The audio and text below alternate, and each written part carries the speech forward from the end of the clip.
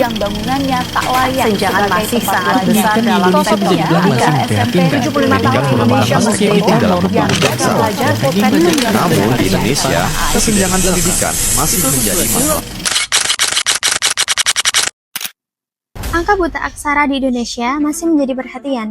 Meskipun mengalami penurunan, menurut data Badan Pusat Statistik atau BPS, pada tahun 2023 mencatat bahwa angka buta aksara pada usia 10 tahun ke atas masih berada di angka 3,18%, di mana ini merupakan angka terendah dalam 10 tahun terakhir.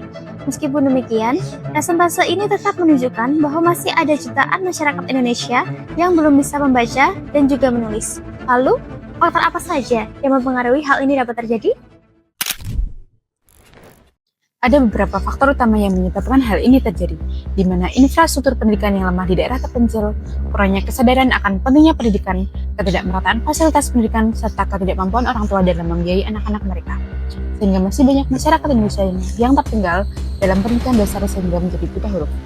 Namun, hal ini bukan akhir dari segalanya, justru ini menjadi tantangan bersama untuk terus bergerak maju dan mencari solusi.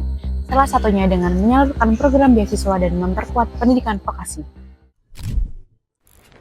Beasiswa dan pendidikan vokasi merupakan dua hal yang sangat penting, di mana beasiswa membantu pelajar dan mahasiswa yang keterbatasan secara ekonomi untuk tetap melanjutkan pendidikannya. Sementara, pendidikan vokasi membekali mereka dengan keterampilan dan keahlian khusus yang siap digunakan dalam dunia kerja. Melalui pendidikan vokasi, mahasiswa dan pelajar dapat meningkatkan keahlian mereka dalam bidang tertentu, sehingga setelah lulus mereka tidak hanya memiliki ijazah, tapi juga memiliki keterampilan khusus yang siap mereka gunakan untuk bersaing dalam dunia kerja. Itulah mengapa beasiswa dan pendidikan vokasi sangat penting dalam upaya untuk mengurangi angka buta huruf di Indonesia serta meningkatkan kualitas sumber daya manusia di Indonesia. Selain program pendidikan vokasi, banyak pula perguruan tinggi yang menyelenggarakan serta memberikan program beasiswa kepada mahasiswa dan seluruh pelajar yang ada di Indonesia. Salah satu universitas yang aktif dalam pemberdayaan generasi muda dan aktif mendukung para santri di seluruh Indonesia adalah Universitas Nahdlatul Ulama Yogyakarta.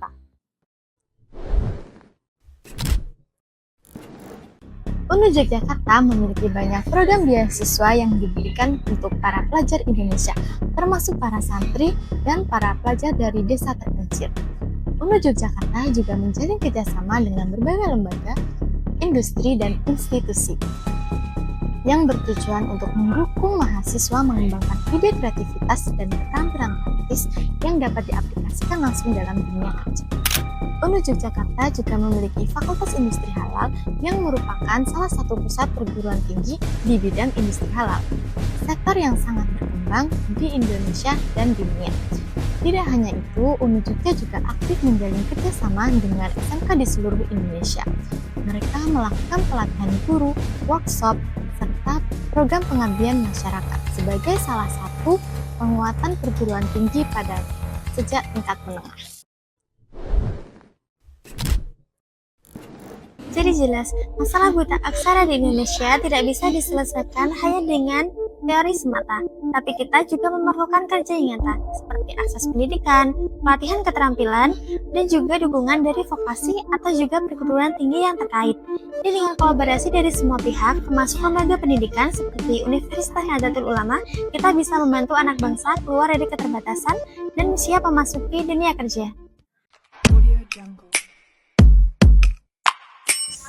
Hai, namaku Eva, asalku dari Sumatera Selatan. Aku adalah salah satu mahasiswa UNU Yogyakarta dari Prodi Farmasi yang telah menerima penghargaan UKT dari prestasi perkemahan tingkat nasional yang telah diselenggarakan di Jakarta pada tahun 2023. Di mana aku dari daerah terpencil, aku bisa melanjutkan studi aku dengan Prodi Impian di UNU Yogyakarta.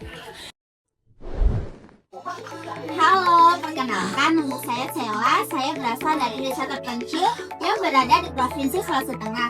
Saya adalah salah satu mahasiswa UNU Yogyakarta yang menerima beasiswa TAFIS. Dari beasiswa ini, saya bisa melanjutkan pendidikan yang saya impikan tanpa membanding orang Bye-bye.